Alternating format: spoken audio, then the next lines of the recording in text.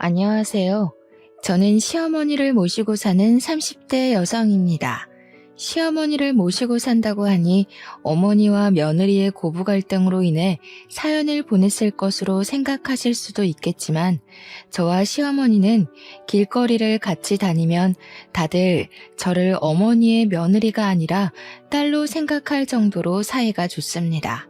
주변 지인들이나 친구들 보면 시어머니 때문에 마음고생을 많이 하는 것 같던데 다행히 저와 어머니는 성격이나 생활 습관이 아주 잘 맞아서 어머니를 모시고 사는 지금 이 순간이 즐겁답니다. 남편도 어머니를 닮아서인지 저와 아주 잘 맞아서 남편과의 사이도 아주 좋습니다. 지금 별 문제 없어 보이는 제가 사연을 보내게 된 이유 궁금하시죠? 지금부터 저의 기가 막힌 이야기 들려드릴게요.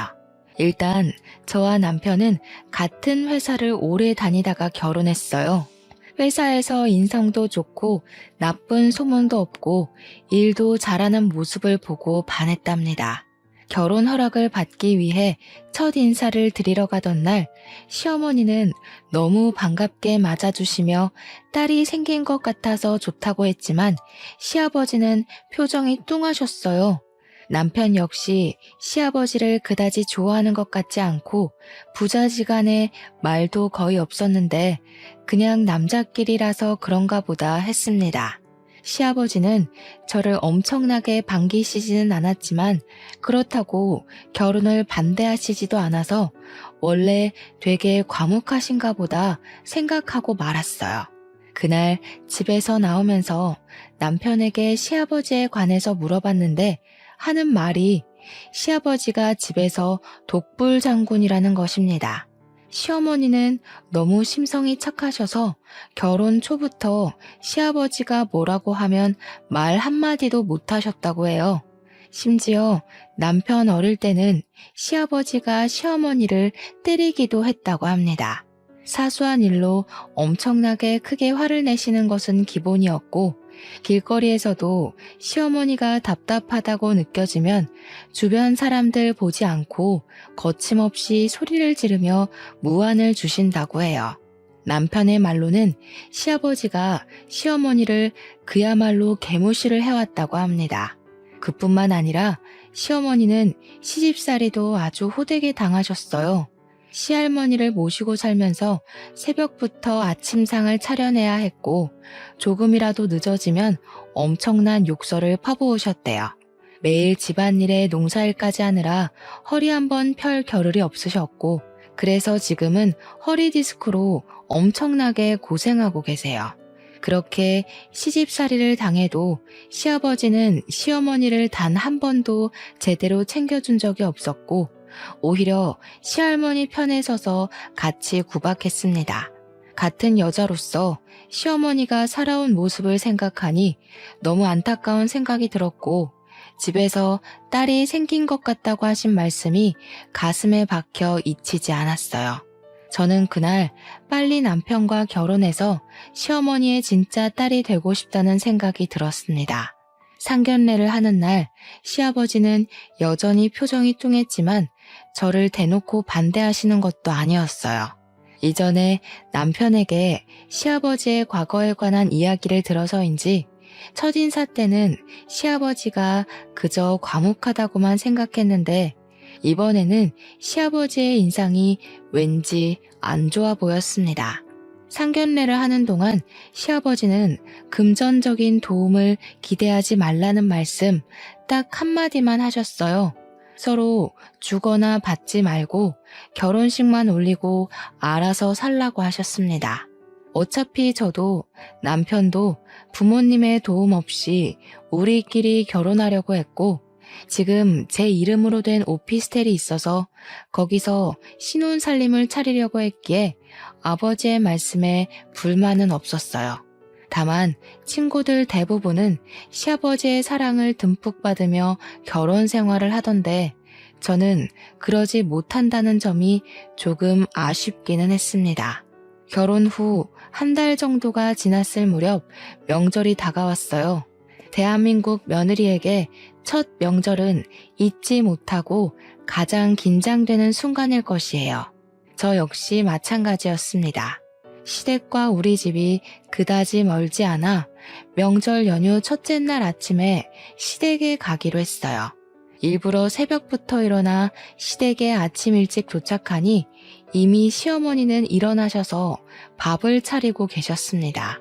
시아버지도 우리의 목소리를 듣고 방에서 일어나 나오셨는데 나오시자마자 시어머니에게 밥을 달라고 난리치셨어요. 어머니는 아주 익숙하다는 듯이 시아버지의 밥을 푸고 국을 푸고 숟가락을 놓았습니다. 아버지 본인이 밥을 푸실 수도 있을 것 같은데 정말 아무것도 하지 않고 그냥 자리에 가만히 앉아 계셨어요. 저도 같이 시어머니가 차려주신 밥을 먹는데 반찬이 정말 많았고 너무 맛있었습니다. 밥을 다 먹고 제가 설거지를 하려고 하니 시어머니가 평소에 일하느라 힘들 텐데 하지 말고 어서 쉬라고 하셨어요. 저는 밥 먹었으니 당연히 제가 한다고 했지만 절대 하지 말라고 하시더라고요. 결국 어머니가 밥도 차리시고 설거지까지 다 하셨는데 마음이 영 불편했습니다. 불편한 아침 식사 후 명절 음식을 준비하기 시작했어요. 어머니의 지휘에 따라 저와 남편은 전을 부치고 어머니는 이것저것 다른 음식들을 준비하시기 시작했습니다. 시아버지는 예상대로 거실 소파에서 TV를 보고 계셨어요.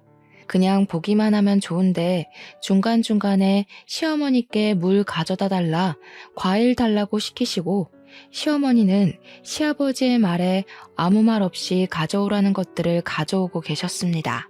지금 음식 준비 자체도 정말 바쁘실 텐데 시아버지의 잔심부름까지 하시는 어머니의 모습을 보니 참 힘들어 보이셨어요.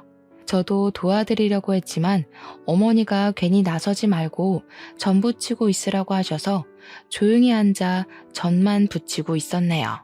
그렇게 한참 뒤 누군가가 시댁의 문을 열어서 나가보니 앞집에 사시는 할머니셨습니다. 할머니는 전을 부쳤는데 넉넉히 부쳤다며 한번 먹어보라고 하시며 가져오셨어요. 시어머니는 부엌에서 음식을 하시다가 잠깐 화장실에 가신 상태였고 시아버지는 반갑게 인사를 하며 어서 들어오라고 하셨습니다.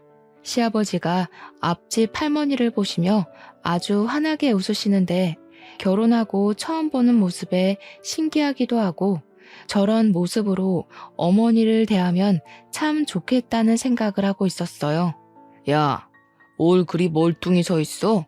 손님이 오셨는데 빨리 손님 대접해야지. 시아버지가 정확히 저를 보며 저에게 야라고 하시는데 기분이 썩 좋지는 않았습니다. 물론 나이 어린 사람한테 야라고 부를 수는 있다지만 그래도 제 이름 이예빈도 있고 며느리라는 호칭도 있는데 야가 뭔가 싶었어요. 기분이 상했지만 어찌되었든 집에 온 손님이니까 부엌에 가서 커피를 끓이고 과일을 깎고 있었습니다. 시어머니가 화장실에서 나오셔서 앞집 할머니가 오신 사실을 알고는 부엌으로 달려오시더니 저에게 과일 준비를 하고 있었냐면서 고맙다고 하셨어요. 저 사람이 화장실 다녀오느라 손님이 왔는지 모르고 이래서 나이 먹으면 아무짝에도 쓸모가 없다니까. 집에 여자가 둘이나 있는데 빨리빨리 과일 안 내오고 뭐해? 둘 다 느려 터져서는. 아버지, 사과가 저절로 깎이는 것도 아니고 좀 기다리세요. 그리 급하시면 아버지가 직접 하시면 되잖아요. 직접 하시지도 않으시면서 항상 말은 청산유수죠. 그리고 엄마한테 말 좀 예쁘게 해요. 지금 며느리도 있고 손님도 계시는데 엄마한테 그렇게까지 말해야 하겠어요? 지금 사과 다 깎았어요. 아이고, 제가 많이 늦었네요. 얼른 사과 드세요. 태민이도 어서 먹어. 시어머니는 시아버지와 남편이 싸울 것으로 보이자 사과를 후다닥 깎아서 가져가셨습니다. 며느리인 저도 있고 앞집 할머니도 있는데 시어머니를 향한 시아버지의 다그침과 호통이 참 불편했어요. 그나마 남편 덕분에 이쯤에서 끝이 나서 다행이라는 생각이 들었습니다. 시아버지는 앞집 할머니에게는 정말 상냥했어요. 세상 무뚝뚝한 시아버지가 저런 모습이 다 있었나 싶을 정도였다니까요. 시어머니는 그런 시아버지를 하나도 신경 쓰지 않고 부엌에서 계속 일을 하고 계셨고, 그러다가 점심시간이 되었습니다. 시아버지는 앞집 할머니와 다정하게 이야기를 나누다가 밥 먹을 시간이라며 어서 밥을 차리라고 시어머니에게 독촉했어요. 시어머니는 묵묵히 식탁을 닦고 반찬거리를 꺼내고 수저를 놓고 계셨고, 저 역시 시어머니를 도와 상을 차리고 밥을 푸고 국을 데웠습니다.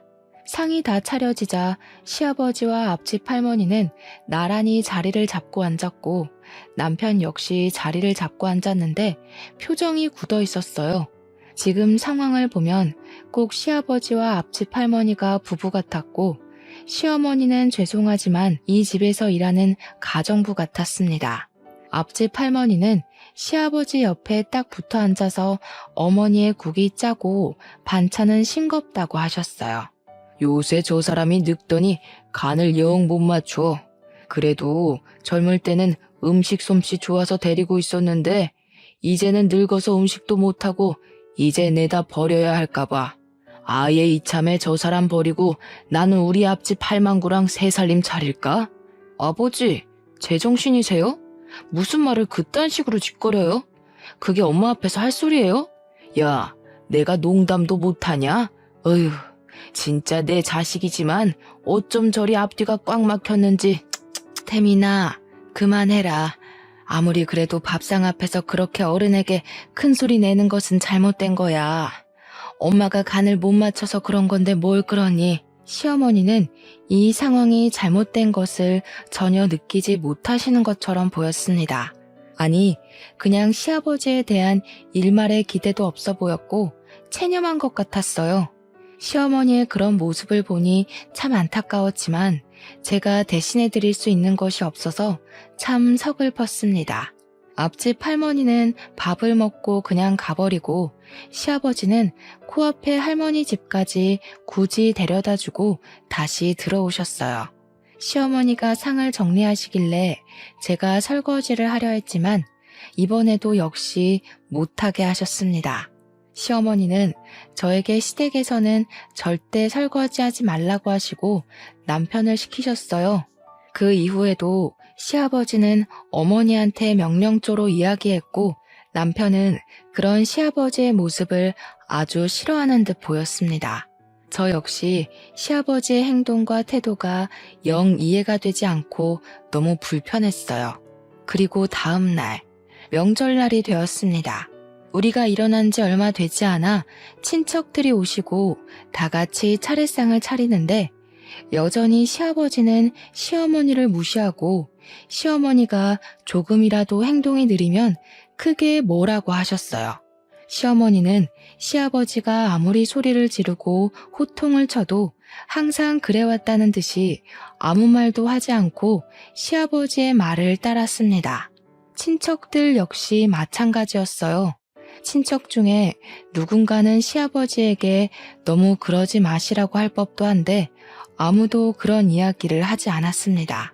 시어머니 혼자 이리저리 종종거리며 시아버지와 그 친척들의 심부름을 하고 있었고 저와 남편이 시어머니를 도와드리려 했지만 큰 도움이 되지는 못했어요. 도와드린다고 저와 남편이 나섰다가 우리가 실수하면 시아버지는 시어머니에게 더 크게 뭐라고 하고 이런 모습을 보고 있으니 제가 다 민망하고 화가 났습니다. 남편 역시 옆에서 화를 억지로 꾹 참는 듯 보였어요. 그렇게 살얼음 위를 걷는 것 같이 아주 많이 조마조마하게 차례를 지내고 대충 상을 치우자마자 바로 우리는 친정에 간다고 했습니다. 사실 친정이 시댁과 가까워서 조금 더 있어도 상관없었지만 남편이 시아버지의 태도에 화가 머리 끝까지 나서 당장 나가자고 했어요.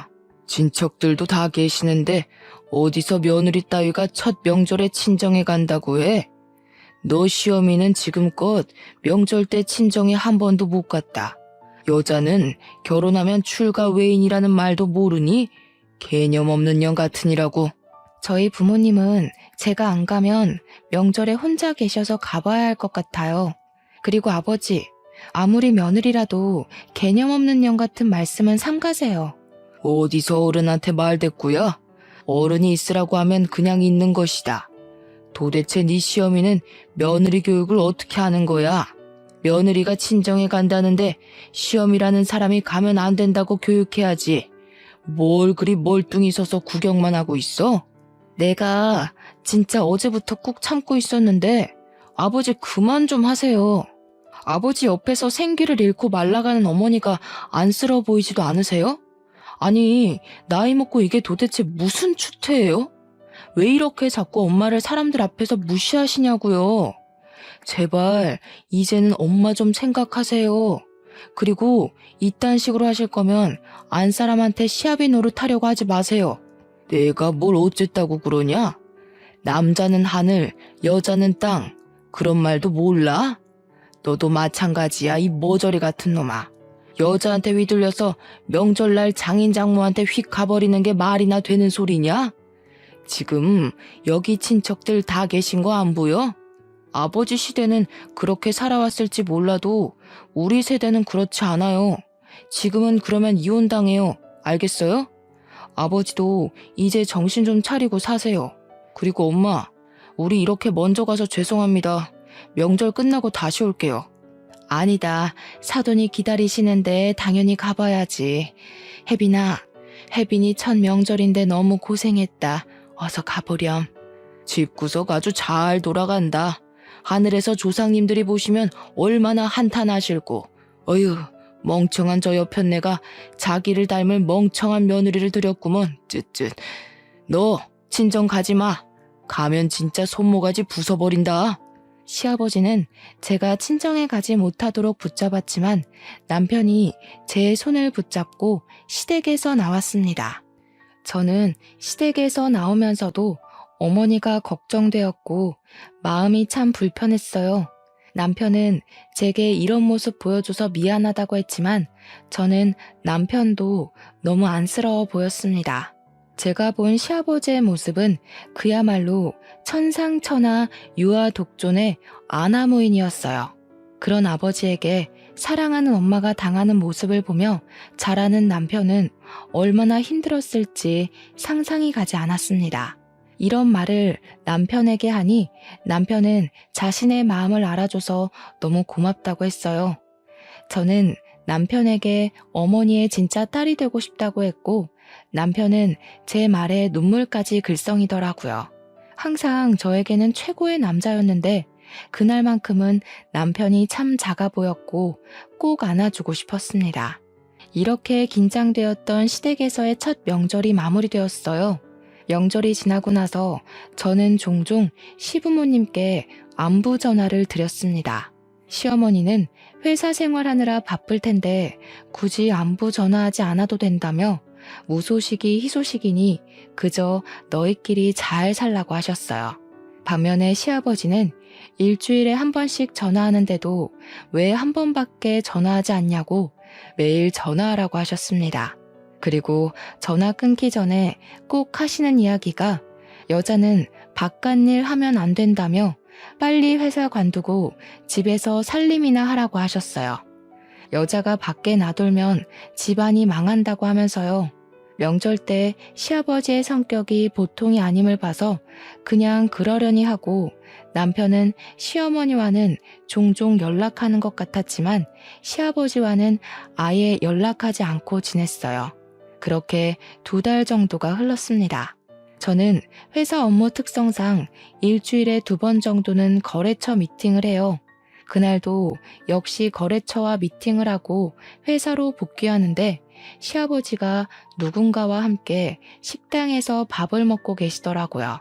친구와 식사를 하시나 하고 자세히 보니 시아버지 앞에 웬 여자가 앉아 있었어요. 한눈에 딱 보아도 시아버지보다 꽤 어려 보였는데 시아버지가 음식을 먹다가 입에 뭘 묻히자 그 여자는 손으로 직접 닦아주고 있었습니다. 직접 식당으로 들어가서 이게 무슨 상황인지 확인해보고 싶었지만 운전 중이었고 빨리 회사로 들어가야 하는 상황이라 일단 사진만 찍어두었어요. 그리고 그날 저녁 퇴근 후 남편에게 사진을 보여주며 혹시 이 여자가 누군지 아느냐고 물었습니다. 남편은 모르는 사람인데 왜 그러냐고 하길래 아까 회사로 복귀하면서 봤던 장면들을 남편에게 이야기했어요. 남편은 일단 무슨 상황인지 한번 알아보겠다고 했습니다. 며칠 후 금요일이 되었어요. 그날은 저녁에 친구들과 모임이 있어서 퇴근 후 남편은 먼저 집으로 들어가고 저는 시내로 향했습니다. 친구들도 다들 회사원이라 퇴근하고 모이니 저녁 7시가 되었더라고요. 우리는 원래 자주 가던 고깃집으로 들어갔는데 그곳에 시아버지와 그때 본 여자가 있었어요. 나는 바로 시아버지에게로 가서 인사를 한 후 이분은 누구시냐고 물어보았습니다. 시부는 아주 당당하게 애인이라고 하는데 아무 거리낌 없이 이야기하셔서 순간 제가 잘못 들은 줄 알았어요. 그래서 다시 물었습니다. 젊은 게 귀가 먹었나? 애인이라고 애인. 애인 몰라? 진짜 애인이요? 어머니는 어쩌시고 애인이세요? 어머니도 이 사실 아세요? 알든 말든 내가 무슨 상관이야? 그리고 지금까지 그 고리타분하고 멍청한 여자랑 살면 됐지. 내 노후까지 그년이랑 같이 살아야 해? 저는 이 상황이 너무 당황스러운데요. 어떻게 아버지가 어머니한테 그러실 수가 있으세요? 저 사실 남편에게 과거에 아버지가 어머니한테 어떻게 하셨는지 다 들었어요. 그런 어머니를 어떻게 이렇게 배신하세요? 어머니의 마음은 생각해보지 않으셨어요? 너도 태민이를 닮아서 아주 앞뒤가 꽉 막혔구나. 얘야, 요새같이 급변하는 시대에는 말이다. 조강지처가 있어도 다른 여자를 볼 수도 있는 법이란다. 오피스 와이프인가 그런 말도 있잖아. 너도 그냥 이 사람 나의 오피스 와이프라고 생각해라. 너도 그 말 알지? 오피스 와이프. 시아버지는 아주 당당하게 자신이 불륜을 저지르고 있다고 말하고 시아버지 앞에 상간녀는 다리를 꼬고 팔짱을 끼고 제가 아주 마음에 안 든다는 표정으로 저를 위아래로 훑어보았습니다. 그리고 이 황당한 상황을 제 친구들이 다 보았어요. 친구들은 충격에 멍해져 있는 저를 끌고 다른 곳으로 가자고 했습니다. 왜? 고기 안 먹고 그냥 가려고? 그럼 우리 식사 다 마쳤는데 여기 계산 좀 하고 가. 너 내 며느리잖아. 며느리로서 밥 한 번 살 수도 있는 거 아니야? 제가 아버지와 상간녀가 식사하신 것을 왜 계산해야 하나요? 말도 안 되는 소리 하지 마시고 저한테 며느리라고 부르지도 마세요. 아시겠어요? 저년이 처음 해봤을 때도 싹수 없어 보이더니만 가면 갈수록 마음에 안 들어. 어디서 며느리 따위가 시아버지한테 말대꾸야? 너 한번 맞아볼래? 이렇게 사람이 많은 이곳에서 아버지가 저를 때리시면 어떻게 될까요? 그리고 아버지는 이 나이 먹고 어머니를 두고 바람을 피우는 것이 뭐가 좋은 일이라고 그렇게 당당하세요? 전 정말 아버지 하나부터 열까지 이해가 안 돼요. 단 하나도요. 저와 시아버지는 감정이 격해져 목소리가 커졌고 고깃집에서 있던 다른 테이블의 사람들도 대충 어떤 상황인지 알게 되었는지 웅성거리며 이상한 눈으로 아버지와 상간녀를 보았습니다. 시아버지는 그런 사람들에게 이상한 눈으로 보지 말라며 되레 큰 소리였고 상간녀는 얼굴을 가리고 고깃집을 황급히 나갔어요. 그 와중에 시아버지 계산을 안 하고 나가는 바람에 어쩔 수 없이 제가 시아버지와 상간녀가 먹은 것들을 계산했습니다. 저와 친구들은 다른 곳에서 식사하는데 정말 밥은 하나도 안 넘어가고 술만 마시고 싶었어요. 시어머니를 생각하니 그저 마음이 답답하고 같은 여자로서 너무 속상했습니다. 그동안 그렇게 시아버지한테 무시당하고만 살았는데 말년에는 시아버지에게 배신까지 당하게 되었잖아요. 제가 본 시어머니는 너무 좋으신 분이고 정말 며느리도 딸처럼 생각하시는 너무 좋으신 분이신데 그런 분이 이렇게 시아버지에게 당하시는 것이 너무 화가 나고 분했습니다. 그날 결혼 후 처음으로 술을 많이 마셨고 결국 저는 친구의 등에 업혀서 집으로 들어갔어요. 다음날 환한 대낮에 잠에서 깼는데 머리가 정말 깨질 듯이 아팠습니다. 남편은 그런 저를 위해 해장국을 끓이며 도대체 무슨 술을 그리 많이 마셨냐고 뭐라고 했어요. 저는 남편에게 어제 제가 본 것들을 하나도 빠짐없이 다 이야기했습니다. 남편은 화가 머리끝까지 나서 시댁으로 당장 가려고 했고 저는 일단 진정하라고 말렸어요. 남편이 시아버지에게 화가 나서 지금 당장 따지고 싶은 것은 당연했지만 시어머니가 이러한 사실을 알면 크나큰 충격을 받을 것 같았거든요. 아무리 나이가 들어도 남편에게는 여자가 되고 싶은 것이 여자 마음인데 한평생 같이 살아온 남편이 다른 여자와 바람이 났다는 사실을 알게 되었다면 제정신일 여자가 어디에 있겠어요? 이런 상황을 겪어보지 않아서 잘은 모르겠지만 아마 굉장히 자존심이 상하고 정말 서글플 것 같았습니다. 그래서 일단 참고 시어머니 없을 때 시아버지와 둘이서만 만나서 이야기하든 따지든 하라고 했어요. 남편도 제 말에 동의하고 일단 시아버지에게 전화를 걸어 우리 집으로 오시라고 했습니다. 저는 당연히 오지 않으리라고 생각했는데 웬일로 알겠다고 하고 바로 오셨어요. 남편은 시아버지를 보자마자 아주 크게 화를 내며 어떻게 엄마한테 그럴 수가 있냐고 엄마가 불쌍하지도 않냐고 했습니다. 시아버지는 저를 째려보더니 어떻게 어제 본 이야기를 다 자기 남편에게 다 말할 수가 있냐고 하며 오히려 저를 혼내셨어요. 저와 남편은 시아버지의 당당함과 뻔뻔스러움에 아주 기가 찼습니다. 남편은 당장 상간녀와 헤어지라고 하고 시아버지는 내가 진짜 사랑하는 사람이라고 하며 못 헤어진다고 하셨어요. 그리고 시아버지는 이런 이야기할 거면 다시는 집으로 초대하지 말라고 하며 씩씩거리며 나갔습니다. 저는 시아버지의 모습에 너무 화가 났어요. 저도 이리 화가 나는데 평생을 본 남편은 얼마나 화가 날까 싶었습니다. 제가 지금 남편에게 할 수 있는 일은 그냥 조용히 남편을 마음으로 위로해주고 지지해주는 일밖에 없었어요. 그날 후로 우리는 주말마다 시댁에 갔습니다. 마음 같아서는 매일 가서 시아버지의 폭언으로부터 시어머니를 보호하고 싶었지만 회사 때문에 그러지 못했고 대신 주말마다 가서 시어머니의 말벗이 되어드리고 시아버지가 시어머니에게 뭐라고 하면 우리가 막아드렸어요. 시어머니는 시아버지를 정말 사랑했습니다.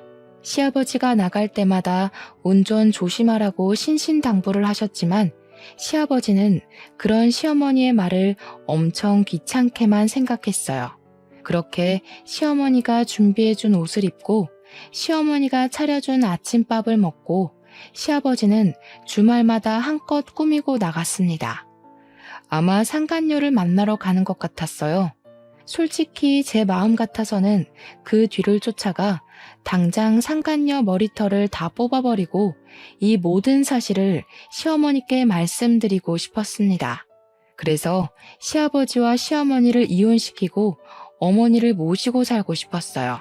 그러나 시아버지의 불륜 사실을 알게 되면 시어머니께서 큰 충격을 받으실 것 같아 말을 차마 할 수가 없었습니다.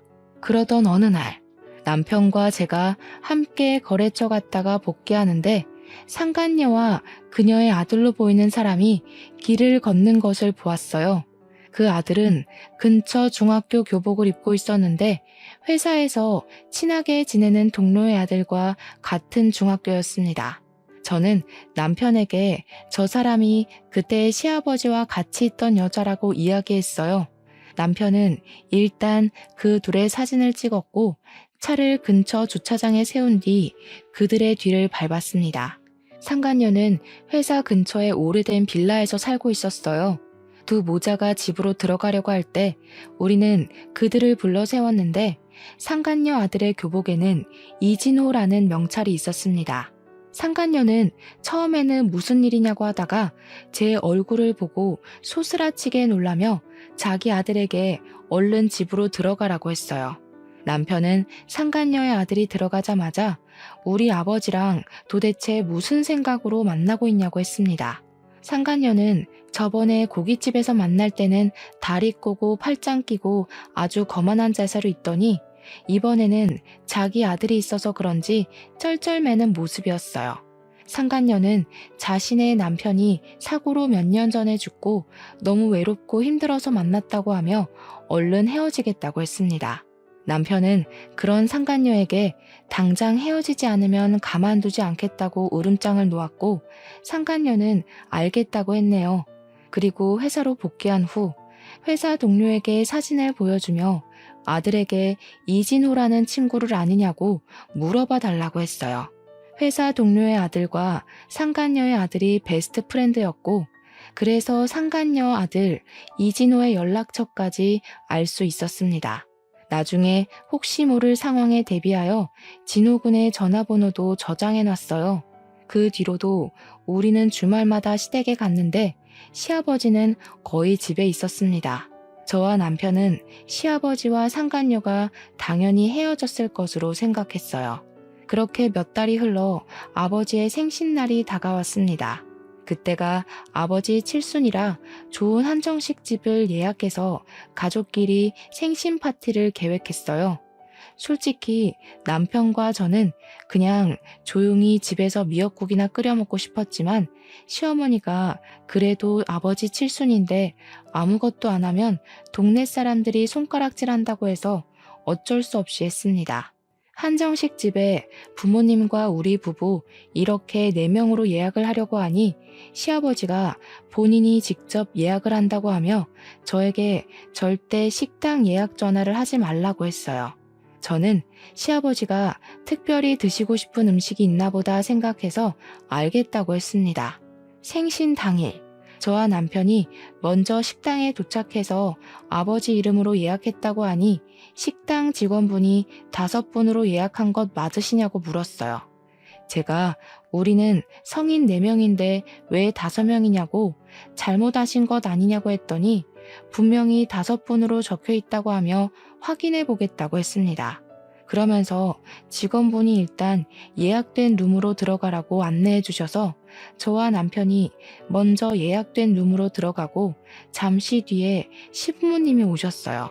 저는 시아버지에게 4명인데 왜 5명으로 예약하셨냐고 물었습니다. 시아버지는 이 자리에 같이 하고 싶은 사람이 있어서 일부러 5명으로 예약했다고 하셨고 잠시 뒤 룸의 문이 열렸어요. 그리고 제 눈앞에 나타난 사람을 보고 저는 기겁을 했습니다. 그 사람은 바로 시아버지의 상간녀였습니다. 상간녀가 한껏 치장하고 시어머니와 우리 앞에 나타난 거예요. 남편은 화가 잔뜩 난 얼굴로 도대체 당신이 여기를 왜 왔냐고 했습니다. 내 애인에게 네가 뭐니 네가. 이제 이 사람이 너희들의 어머니가 될 것이니 잘 모시고 살아라. 까불면 가만 안 둔다. 아버지, 지금 제정신이세요? 어떻게 이 사람을 이 자리에 들일 수가 있어요? 어머니의 마음은 생각해보지 않으셨어요? 평생토록 어머니를 못 살게 굴더니 이제는 바람이세요. 제발 좀 엄마 좀 생각해 주세요. 그리고 당신은 제정신이야? 여기가 어디라고 함부로 기어들어와. 내가 그때 헤어지라고 했잖아.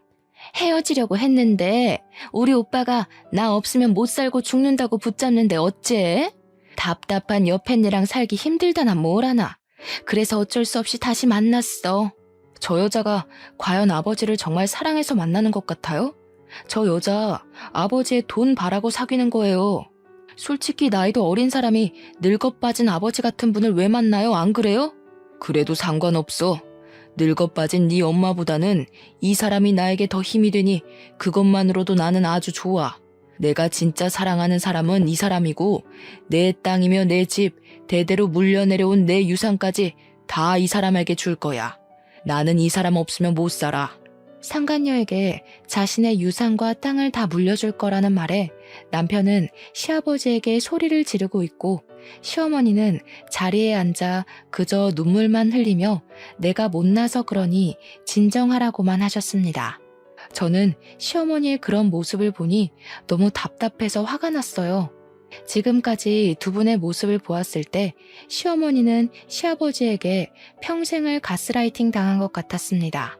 작은 일에도 닥달하고 호통만 치는 시아버지에게 기가 푹 죽어서 한마디도 못하고 평생을 살아가셨을 모습을 생각하니 답답하고 이렇게 시아버지가 큰 잘못을 저지르고 있음에도 시어머니는 아무 말도 못하시는 모습을 보니 화가 났어요.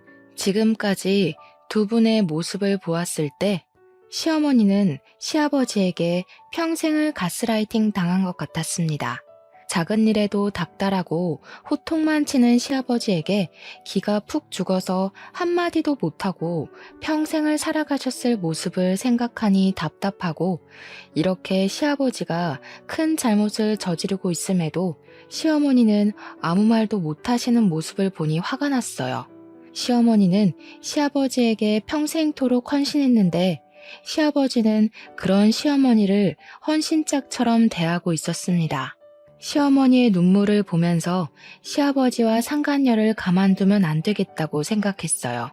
저는 분노에 눈이 뒤집혀서 상간녀의 머리채를 잡았습니다. 상간녀는 저에게 욕을 하며 주먹질을 해댔지만 절대 그 머리카락을 놓치지 않았어요. 그런 모습을 본 남편은 저번에 길거리에서 찍었던 아들의 사진을 보여주며 당장 아들에게 이 사실을 말하겠다고 했습니다. 그리고 저번에 저장해뒀던 상간녀 아들의 번호를 불러주며 당장 전화하겠다고 협박했어요. 그렇게 시아버지 옆에서 기고만장했던 상간녀는 아들의 번호를 우리가 알고 있다는 걸 알자 우리 앞에서 무릎을 꿇으며 아들은 이 사실을 모르게 해달라고 했습니다. 시아버지는 그렇게 사랑한다던 상간녀가 저에게 머리채가 잡히고 남편에게 협박을 당할 동안 아무런 말이나 행동을 하지 않고 그저 구석에서 떨고만 있었어요. 그만 좀 해라. 그만. 내가 이렇게 말리 마. 제발 내가 사랑하는 사람 괴롭히지 마. 나도 이렇게까지 하기는 싫었다. 사실 너희 엄마랑 나 서로 사랑해서 결혼한 사이도 아니었고 부모끼리 정한 약속으로 어쩔 수 없이 정략 결혼한 거야. 그렇게 평생 사랑이라는 감정을 모르고 살아왔다가 내 나이 70살이 돼서야 진짜 사랑하는 이 사람을 만났어. 그러니 제발 이 사람 그만 괴롭히거라. 그럼 평생을 다해 아버지를 모신 엄마는요? 엄마의 인생은 어떻게 책임지실 거예요? 그렇게 엄마가 싫었으면 차라리 애초에 이혼하시던가 아니면 그렇게 힘들게 괴롭히시나 말든가요. 나는 그렇게 하면 너희 엄마가 나를 떠날 줄 알았어. 그런데 내가 아무리 싫은 소리를 하고 욕을 하고 심지어 때리기까지 해도 내 옆에 계속 있더구나. 아무튼 내가 미안하다. 정말 미안해. 아버지가 어머니의 인생을 망치셨으니 이제라도 어머니께 보상해주세요. 어머니와 이혼하시고 아버지 앞으로 있는 땅과 재산들 그리고 주택까지 전부 다 어머니 앞으로 넘기세요. 만약에 안 하시면 저희 당장 상간녀 소송에 이혼 소송할 겁니다. 그럼 위자료가 적지 않게 나올 건데 괜찮으시겠어요? 소송? 안 돼. 그건 안 돼. 소송 걸리면 우리 아들도 알게 되잖아. 절대 안 돼. 오빠, 그냥 이혼하고 땅이며 주택이며 재산들 다들 저 사람에게 넘겨줘요. 부탁해요. 상간녀의 말에 시아버지는 알겠다고 하며 다 넘기겠다고 했습니다. 저는 혹시라도 나중에 말이 바뀔 수도 있을 것 같아서 직원에게 종이를 가져오라고 하고 그 자리에서 다 넘기겠다는 각서를 썼어요. 각서를 다 쓰고 조금 잠잠해지니 그제야 음식이 나오기 시작했습니다. 직원분은 심각한 이야기 중이신 것 같아서 음식을 드리지 못했다며 늦어서 죄송하다고 했어요. 저와 남편 그리고 시어머니는 시아버지와 상간녀에게 둘이서 오붓하게 데이트 즐기라고 하고 그 자리에서 나왔습니다. 그리고 바로 시댁으로 가서 시어머니의 짐을 챙겨서 우리 집으로 모시고 왔어요. 시어머니의 짐을 챙기는데 이 집에서 몇십 년 동안 사셨지만 짐이라고는 옷 몇 가지와 화장품 몇 개밖에 없었습니다.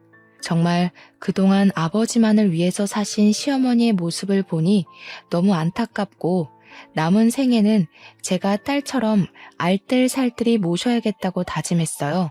이렇게 저는 어머니를 모시고 살게 되었습니다. 다음 날부터 시아버지의 땅과 주택, 재산을 다 어머니 앞으로 넘겼어요. 일단 어머니의 명의로 된 주택을 먼저 팔아버렸습니다. 만약에 그 주택을 계속 어머니 명의로 두면 분명히 시아버지와 상간녀가 그 집에 들어와서 살 것 같았거든요. 어머니는 자신의 젊은 시절을 보낸 집이라고 하며 파는 것에 대해 많이 아쉬워하셨지만 남편이 잘 설득하니 알겠다고 하셨습니다. 그리고 아버지의 재산을 확인해 보니 시할아버지께서 돌아가시면서 장남인 아버지 앞으로 꽤 많은 재산을 물려주셨더라고요. 재산들을 보니 어머니께서 평생 놀고 먹고 사셔도 충분한 돈이 나왔습니다. 그리고 바로 법원으로 가서 두 분의 이혼 신청을 했어요. 시아버지의 잘못이 확실하고 자녀가 이미 다 커서 분가한 상태라 1개월 만에 바로 이혼이 되더라고요. 그 후 어머니는 계속 우리 집에 계십니다. 솔직히 처음에는 어머니를 모시고 사는 것이 불편할 것 같았어요. 그런데 제발 좀 그냥 계시고 쉬시라고 해도 어머니께서 우리의 밥을 책임져 주시고 청소까지 해주시고 계십니다. 솔직히 이제는 시어머니가 아니라 그냥 엄마같이 편하네요.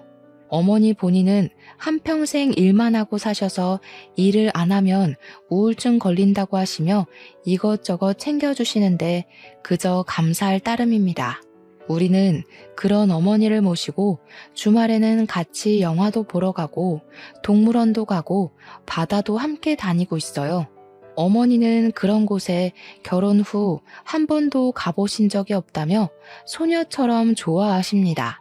어머니가 좋아하시는 모습을 보면 다행이다 싶으면서도 한평생 고생만 하시고 사신 것 같아 안타까워요. 시아버지는 이혼하고 살던 집도 빼앗겨서 상간녀가 사는 집 근처의 모텔방에서 지내고 있습니다. 그러던 어느 날이었어요. 우리가 평소처럼 회사에 출근했는데 회사 동료가 웬 동영상을 보여주며 이게 사실이냐고 하더라고요. 보니까 예전에 고깃집에서 제가 시아버지와 상간녀를 보고 따지던 영상이었습니다. 다행히 저의 얼굴은 나오지 않고 시아버지와 상간녀의 얼굴이 제대로 찍혀 있더라고요. 당시 고깃집에 있던 손님이 동영상을 찍었고 이 동영상이 여기저기 퍼지면서 회사 동료들까지 알게 되었습니다. 이 동영상으로 인해 상간녀와 시아버지는 불륜을 저지른 사람들로 동네에 소문이 나서 집에서 나오지도 못하고 다니고 어쩌다가 나오면 손가락질을 받고 있어요. 상간녀의 아들 역시 정상적인 학교 생활을 하지 못하고 결국 자퇴까지 하게 되었다고 합니다. 한창 예민할 상간녀의 아들에게는 피해주기 싫었는데 그 소식을 들으니 조금 안타까웠어요. 그 뒤로 동네에서 소문으로는 상간녀가 진짜로 시아버지를 사랑해서 만난 것이 아니라 혼자 아들을 키우는 것이 힘들어서 재산이 있는 시아버지를 깨어서 편하게 살아보려고 한 것인데 시아버지가 모든 재산을 다 빼앗기고 빈털터리가 되니 상간녀가 바로 시아버지를 버렸다고 합니다. 상간녀는 시아버지와 대판 싸우고 도망치듯이 밤에 이사를 가버리고 시아버지는 시어머니와도 이혼하고 상간녀에게도 버림받았어요. 최근에는 모텔비도 내지 못해서 모텔에서도 쫓겨나고 근처 노인정에서 노숙자처럼 살고 있다고 합니다. 친정 부모님 역시 이 모든 사실을 알게 되시고는 저와 남편에게 정말 잘했다고 하시며 앞으로 시어머니를 잘 모시고 살라고 하셨네요. 이렇게 평생토록 시어머니를 무시했던 시아버지는 말년에 거지꼴이 되었고 시아버지를 모시고 살던 시어머니는 이제 우리와 함께 편안한 말년을 보내고 계십니다. 어제는 시어머니가 저의 손을 잡으며 남편 복은 없어도 며느리 복은 있는가 보다고 하시며 요새는 이전과 다르게 잠도 푹 잘 자고 몸도 한결 좋아졌다며 너무 고맙다고 하셨어요. 저 역시 시어머니의 손을 꼭 잡고 저는 이렇게 좋은 시어머니를 만나서 복받은 사람이라고 했습니다. 어머니와 나는 손을 붙잡고 마주보다가 왠지 모르게 갑자기 울컥해서는 눈물을 흘렸어요. 그 모습을 본 남편은 왜 둘이 손을 붙잡고 울고 있냐고 했지만 남편 역시 눈에 눈물이 그렁그렁했습니다. 우리 셋은 손을 잡고 눈물을 흘리며 앞으로 남은 인생들 행복하게 살아보자고 다짐했네요. 시아버지와 시어머니를 보니 인과응보라는 사자성어가 생각납니다. 사실 그동안 나쁜 짓을 저지른 사람이 불행해지는 경우를 거의 본 적이 없는 것 같아서 정말 이 말이 맞을까 싶었는데 이번에 나쁜 짓을 저지르면 언젠가는 벌 받는다는 사실을 정말 크게 느꼈어요. 시아버지가 그렇게 천상천하 유아독존으로 시어머니를 무시하고 살았는데 말년에 노숙자가 될 줄은 상상이나 했겠습니까? 그리고 시어머니 역시 그동안 자신의 의견, 생각 하나 말하지 못하고 처참히 정신적으로 밟히며 살았는데 이렇게 시아버지의 소나기에서 벗어나 마음 편히 사실 줄은 누가 알았겠고요. 저는 이 일로 인과응보라는 말을 마음에 깊이 새기며 앞으로 좋은 일만 하며 살아야겠다고 생각했네요. 여기까지가 얼마 전에 제가 겪은 기가 막힌 이야기입니다. 앞으로는 평생 고생하신 시어머니를 극진히 모시며 빨리 손주도 보여드리고 아주 행복하게 살아보려고요. 저의 긴 이야기 들어주셔서 감사합니다.